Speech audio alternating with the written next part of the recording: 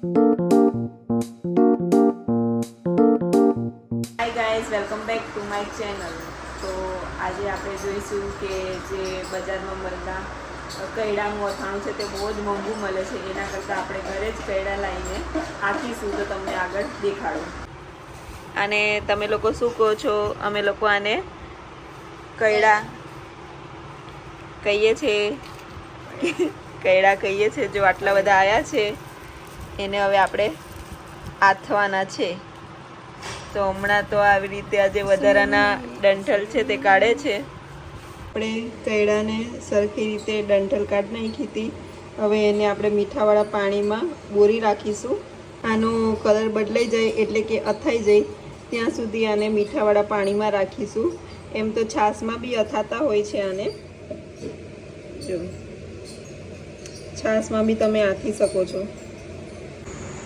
આવો કલર બદલાઈ જાય એટલે કે 2 દિવસ મીઠાના પાણીમાં આથ્યા પછી આપણે એને હળદર નાખી દેવાની છે પાણીમાં.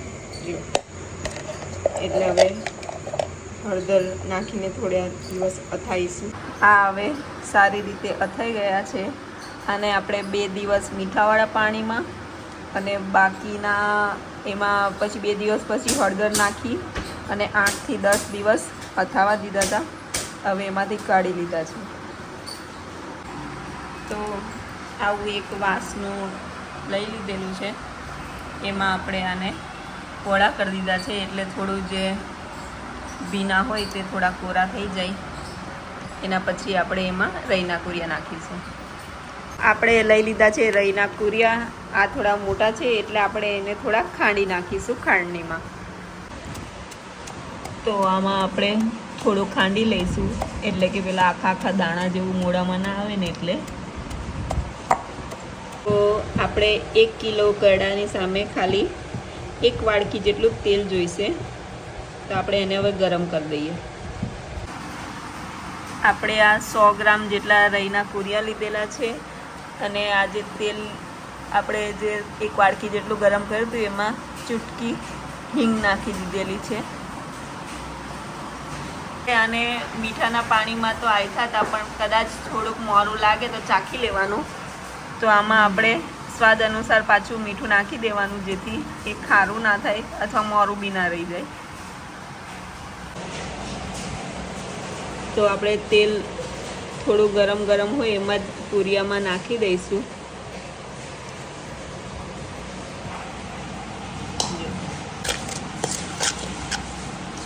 આવી રીતે આપણે એને ચમચીથી હલાવી લઈશું, બધું મિક્સ કરી દઈશું. આપણે આને ગરમ ગરમમાં સારી રીતે મિક્સ કરી દેવાનું.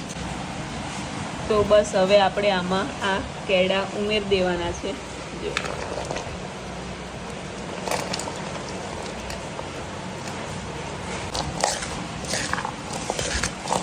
બસ આને હવે સરખી રીતે મિક્સ કરી દઈશું એટલે તૈયાર થઈ જશે આપણું કૈડાનું અથાણું. લાંબા સમય સુધી આનો કલર ચેન્જ ના થાય એના માટે આપણે આમાં એક લીંબુનો ટુકડો કરીને આપણે ઝીણા ઝીણા ટુકડા કરીને નાખીશું. એમાં લીંબુનો રસ બી નાખી શકો છો. એમ તો લીંબુના આપણે બી દૂર કરી અને એક મોટું લીંબુ છે એની આવી રીતે કટકી કરીને નાખી દઈએ છીએ એટલે પ્રિઝર્વેટિવ માટે.